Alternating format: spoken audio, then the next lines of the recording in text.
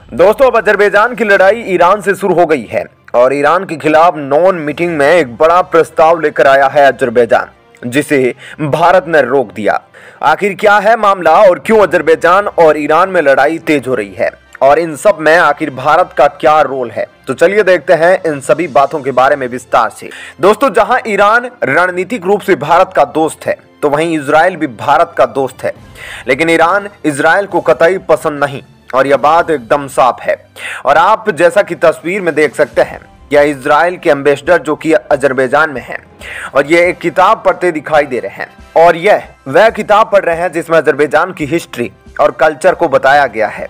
ऐसे में इस ट्वीट को देखकर ईरान बिल्कुल भी खुश नहीं होगा। ऐसा इसलिए क्योंकि इस बुक में बहुत पुरानी कहानी है। जब अजरबैजान ने आर्मेनिया के खिलाफ युद्ध जीत लिया था, तो एक परेड का आयोजन किया गया था और इस परेड में तुर्की के राष्ट्रपति एर्दोगन पहुंचे थे।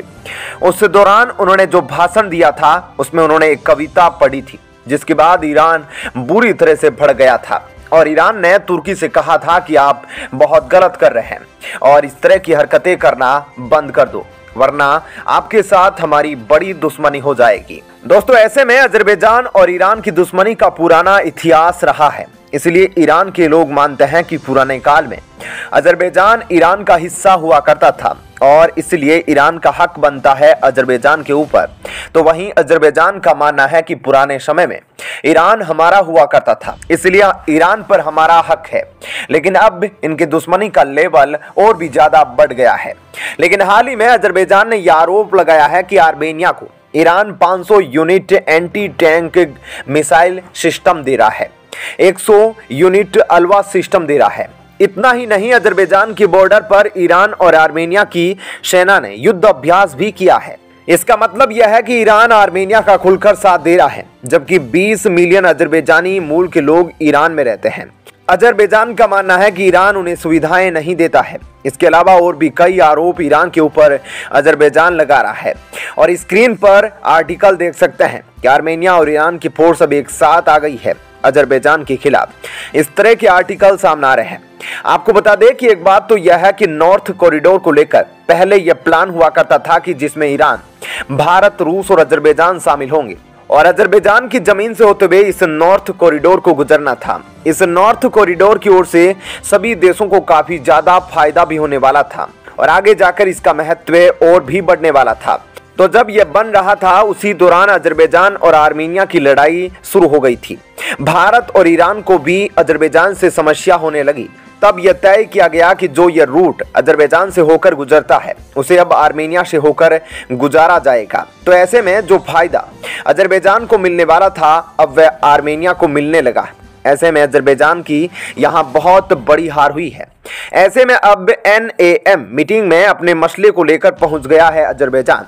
NAM मतलब नॉन अलाइनमेंट मूवमेंट नाम का एक संगठन है और इस वक्त भारत इसका चेयरमैन है और इसमें 120 देश शामिल है। यहां अजरबैजान ने कहा कि ईरान की एम्बेसी के अंदर हम पर हमला हुआ, इस चीज को लेकर NAM से बातचीत होनी चाहिए। ऐसे में भारत ने साफ साफ कहा कि यह एक संगठन है और यहाँ ऐसी चीजें डिस्कस नहीं हो सकती जो दो पक्षों की चीजें हैं। यह आप दोनों का मामला है और आप दोनों इसे हल करेंगे। NAM इसमें बीच में नहीं आएगा। तो दोस्तों, ऐसे में इस खबर के बारे में आपकी क्या राय है? भारत ने सही किया या नहीं? इस बारे में हमें कमेंट करके जरूर बताएं। और अब आपको बताते हैं ऐसी ही एक और बड़ी खबर। दोस्तों, अचानक भारत, फ्रांस और UAE के विदेश मंत्रियों के बीच एक बेहद महत्वपूर्ण बातचीत हुई है, जिसके बाद ही तुरंत इन तीनों देशों ने एक साथ मिलकर एक नए फ्रेमवर्क का ऐलान कर दिया है और यह फ्रेमवर्क मौजूदा जियोपॉलिटिकल सिचुएशन के साथ साथ वर्ल्ड ऑर्डर को बदलने की क्षमता रखता है। इतना ही नहीं, बल्कि इसके जरिए भारत ने चीन और अमेरिका दोनों को काफी बड़ा झटका दिया, जिसने इन दोनों सुपर पावर देशों की चिंता बढ़ा दी है। ऐसे में अब भारत, फ्रांस और UAE के साथ मिलकर क्या बड़ा करने वाला है और क्यों इतने बाकी देशों को चौंका कर रख दिया है, इन सभी बातों के बारे में आज हम आपको इस वीडियो में डिटेल से बताने वाले हैं। तो चलिए देखते हैं इन सभी बातों के बारे में विस्तार से।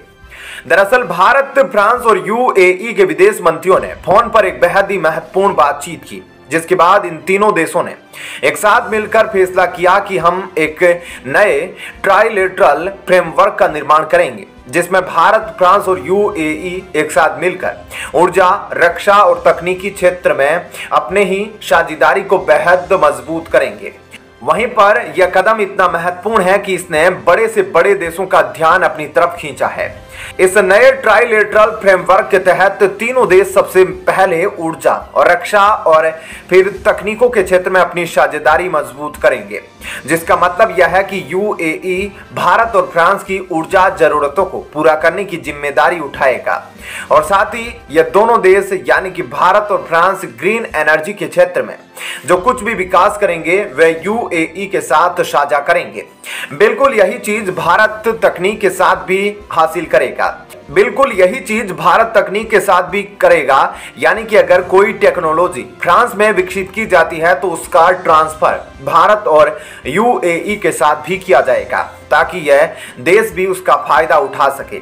इसके अलावा डिफेंस को लेकर तीनों देशों के विदेश मंत्रियों ने एक खास सहमति बनाई कि हमें डिफेंस के क्षेत्र में ज्यादा काम करने की जरूरत है। तो हम लगातार बिगड़ते और अस्थिर होते वैश्विक हालातों में भारत, फ्रांस और यूएई मजबूत और स्थिर देशों के तौर पर बने रहेंगे, जिससे हमारी अर्थव्यवस्था पर कोई भी परेशानी ना आए, क्योंकि किसी भी देश की अर्थव्यवस्था को स्थिर बनाए रखने में डिफेंस सेक्टर का एक काफी बड़ा योगदान होता है। ऐसे में अगर भारत, यूएई और फ्रांस के बीच में डिफेंस के क्षेत्र में एक कॉमन लिंक हो जाए तो हमें राफेल विमान साफ तौर पर नजर आएगा। जहां एक तरफ भारतीय वायुसेना मौजूदा समय में 36 राफेल विमान ऑपरेट करती है, तो वहीं भविष्य में भारत ऐसी 36+26 अतिरिक्त विमानों के ऑर्डर दे सकते हैं। तो वहीं यूएई ने भी लगभग 80 राफेल के ऑर्डर दिए हैं, यानी कि अगले 5 से 10 सालों में भारत में राफेल फाइटर विमानों की संख्या बड़ी आसानी से 150 के पार हो जाएगी और यह 200 तक भी पहुंच सकती है।